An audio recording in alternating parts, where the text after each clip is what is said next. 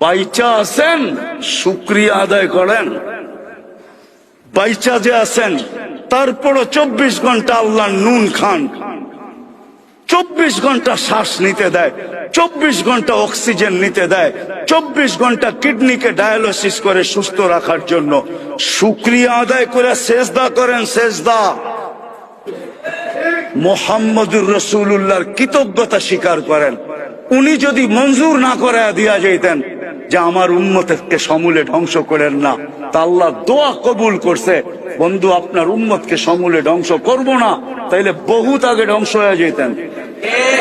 আবার সোনার গাল লিচু খাইতেন,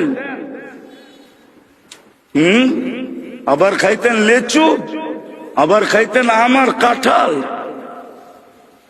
আল্লাহ নেয়ামত 24 ঘন্টা। এই জন্য কথা শেষ, আজকে তওবা করেন, তওবা। পরিস্থিতি আমরা কিন্তু ওয়েদার আলারা, বাংলাদেশের আবহাওয়াবিদরা আবহাওয়া অফিসে বৈশা ওয়েদার দেখা টেকনোলজির মাধ্যমে বলতেছে অমুক দিন এটা হইব, তমুক দিন এটা হইব। আমাদের কাছেও কিন্তু দূরবীন আছে দেখার। আমরা কোরআন হাদিস দিয়া দেখা বলতেছি ভয়ঙ্কর দিন সামনে আসতেছে যদি তওবা না করলাম।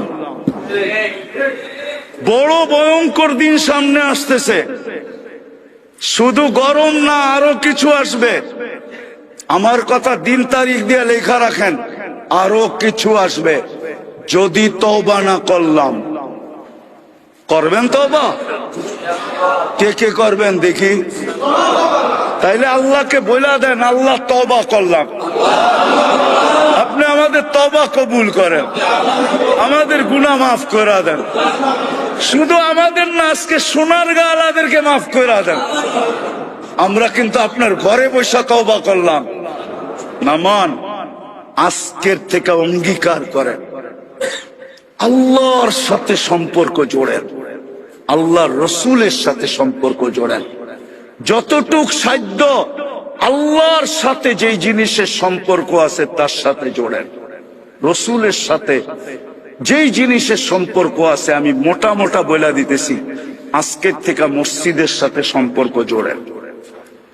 5 ওয়াক্ত নামাজ পড়েন, হক্কানি আলেম ওলামা আল্লাহ ওয়ালাদের সাথে সম্পর্ক জোড়েন, দ্বীনি মাদারেসের সাথে সম্পর্ক জোড়েন।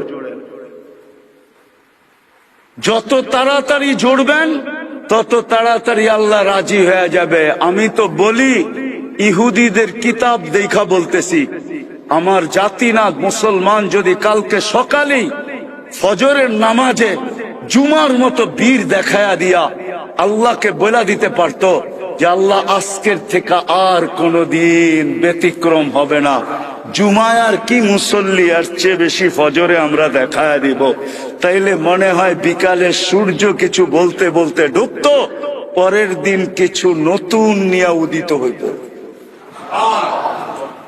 এই জন্য তওবা করছেন, অঙ্গীকার করেন যে মসজিদের সাথে সম্পর্ক জুড়বো, হক্কানি আলেম ওলামা আল্লাহ ওয়ালাদের সাথে জুড়বো, আল্লাহর সাথে জুড়বো, আল্লাহ রসুলের সাথে জুড়বো। ইনশাআল্লাহ জুড়বেন তো? পাক্কা তো? আল্লাহ আমাদেরকে আজকের থেকে নামাজ ছাড়বেন না তো?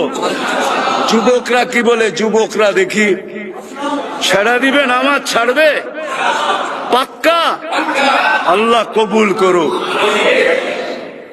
আমি তো দুনিয়া ঘুরা বলতেছি, আফসোস আমার সমাজের মানুষগুলা যদি বাইরে আড্ডা না দিয়া মসজিদে আড্ডা দিত। বলবেন মসজিদে আবার আড্ডা দেয় কেমনে? শব্দটা বেশি ভালো শোনা যায় না, ঠিক না?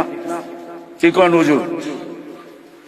আরে হা বলেন না বলেন, শব্দটা বেশি ভালো শোনা যায় না। যেই সময়টা হাটে বাজারে দোকানে রোডে ঘাটে বৈশা কাটাই, ওটা মসজিদে কাটা। দরকার হইলে বড় বড় বারিন্দা বানান, চায়ের সবকিছু রাখেন। দুনিয়া আছে, চা বিস্কিট সবকিছু মসজিদে খালি হইতে পারে না, সবকিছু থাকে। বুড়ারা যার সময় কাটাইতে হয় হাটে বাজারে দোকানের সামনে বৈশা না কাটায়া মসজিদের বারিন্দায় বৈশা কাটান। তারপরে তো আল্লাহকে বলতে পারবেন। মাঝে মাঝে দেখেন না, আপনি বাড়িতে বইয়া চিল্লাইলে ওই তুই কই গেলি, তো পুরায় বারিন্দার থেকে বাইরে কয় আমি তো বারিন্দায় বয়ে রয়েছি, তুমি এত চিল্লাও গেলেগা। বলে না, বলে না। আপনিও বলতে পারবেন আল্লাহ রে আল্লাহ আমি বারিন্দায় বয়ে রয়েছি, আমি আপনার আঙ্গিনায় বয়ে রয়েছি। বানান মসজিদ এরকম, চতুর্দিক দিয়ে বারিন্দা দেন। মসজিদের ভিতরে চায়ের দোকান, চা রাখেন, ফ্লাক্স রাখেন, পানি গরম করার ইয়ে রাখেন, চা রাখেন, বিস্কিট রাখেন। যেই সময়টা বাইরে বৈশাখ কাটান ওটা মসজিদের বারিন্দায় কাটান। আর আল্লাহরে বলেন বারিন্দায় আছি, কিন্তু ডাক দিলেই ভিতরে পড়মু। কি ভুল বললাম? রাগ হয়ে গেলেন? বুজুর্গ পরিষ্কার হলো কথাটা। বানান মসজিদ এরকম। ইন্দোনেশিয়া আছে, মালয়েশিয়া আছে, থাইল্যান্ডে আছে, ফিলিপাইনে আছে, দুনিয়ার বহু দেশ আমি ঘুরে দেখা আসছি। আছে হয় আমার জাতি যদি এরকম মসজিদ বানাইতো, আমার জাতির মানুষগুলা যদি সারাদিন বারিন্দায় থাকতো, সময় বারিন্দায় কাটাইতো, ওইখানে বসে গল্প স্বল্প, কেননা ভিতরে না গল্প করা যায় না, বারিন্দায় তো করা যায়। আর আল্লাহরে বলতো বারিন্দায় আছি, কিন্তু ডাক দিলি আয় পড়মু, ডাক দিলি আইসা পড়মু ভিতরে। এরম যদি আমার জাতি করতো, দোয়া করি আপনাকে ওই মসজিদটা এরকম হোক। ইচ্ছা আছে? পারবেন করতে? পারবি? হ্যাঁ, আরে নিয়ত করতে অসুবিধা কি? জায়গা নাই, আরে জায়গা তো আল্লাহ দিব, ঠিক না? কে দিব? নিয়ত আসেনি এটা বলেন। আল্লাহ আমাদের সবাইকে আমল করার তৌফিক দান করেন। ওমা আলাইনা ইল্লাল বালাগ। দোয়া।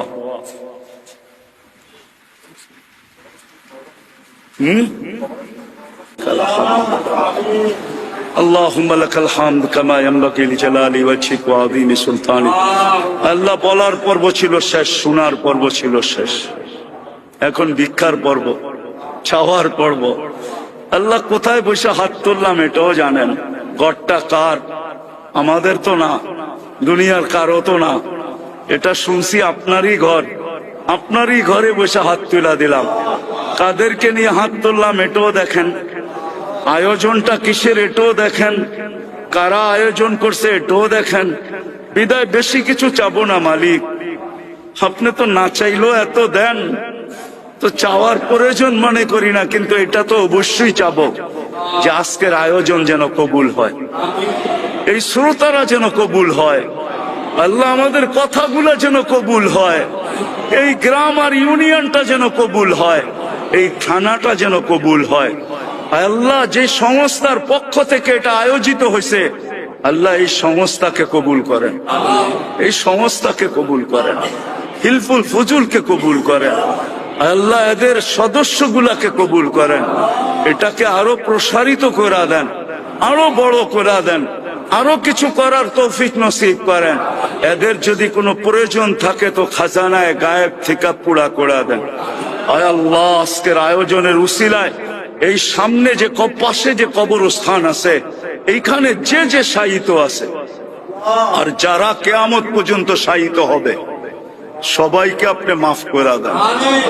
আল্লাহ এই কবরস্থানটাকে কবরে মাগফুরায় আল্লাহ কবরস্থানকে কবুল করেন, এমন কবুল করেন। দুনিয়ার কিছু কবরস্থানকে আপনি কবুল করছেন, যেখানে কবর দেওয়ার পরে মানুষ নিজেকে সৌভাগ্যবান মনে করে।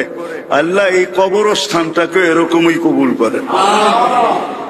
হয় আল্লাহ, সর্বশেষ যার যেই পেরেশানি আছে দূর করে দেন, প্রয়োজন আছে মেটায়া দেন, অসুস্থ আছে শেফায়ে কামেলা আজেলা দায়েমা মুস্তামেররা নসিব করেন। ফিলিস্তিনকে জয় যুক্ত করে দেন।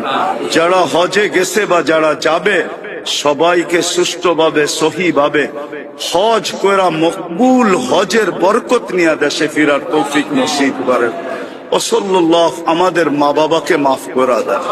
ওসল্লাহু তাআলা আলা খায়রি খালকি মুহাম্মাদি ওয়া আলিহি ওয়া